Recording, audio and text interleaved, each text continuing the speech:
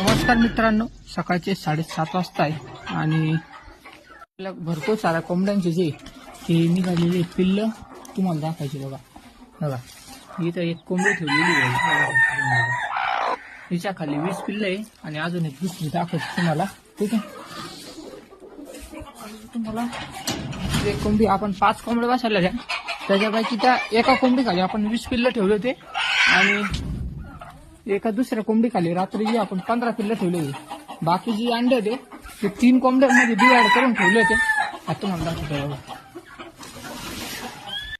बघा मित्रांनो, हे असं आहे आपलं. ठीक आहे, गौराम कुक्कुटपालन बघू शकतो तुम्ही.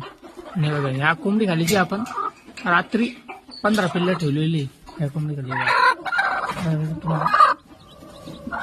बघा आवाज येतो.